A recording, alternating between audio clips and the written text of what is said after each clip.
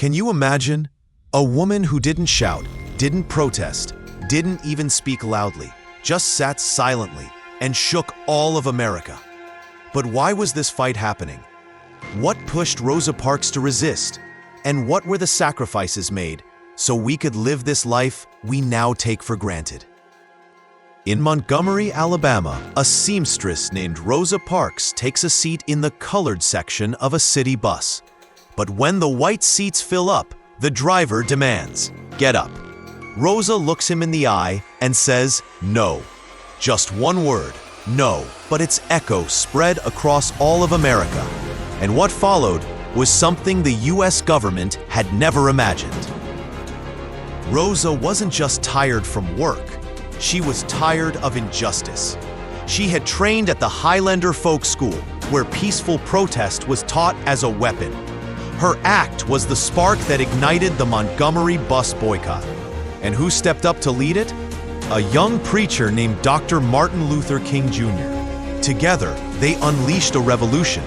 For 381 days, black citizens refused to ride the bus. They walked to work, carpooled, sacrificed their jobs, and they did it all without violence. But what was going through Rosa's mind that night? Was she scared? Did she regret it? Stay with us, because what happened next will shock you. She was arrested, mugshotted, threatened. Her name was printed in papers. People called her a criminal, but the community stood by her. People with no cars walked miles daily.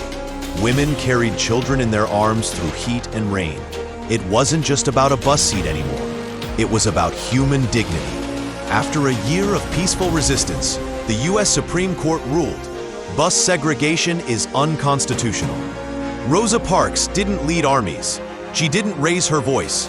She just sat down. And that changed the course of a nation. Sometimes the loudest revolution is born in silence. Sometimes the bravest warriors don't carry weapons. They carry courage. Rosa Parks gave the world a message. You don't have to fight with fists to fight for justice. And today, when you ride freely, know this: it was bought by someone's sacrifice. She didn't raise her voice. She didn't carry a weapon. She just sat down and shook the soul of a nation. Now ask yourself, if you had been on that bus, what would you have done? Drop your answer in the comments. We want to hear your voice. Share this story, because history like this deserves to be remembered. And if this moved you, subscribe now, because more powerful stories are on the way. Together, let's keep the courage alive.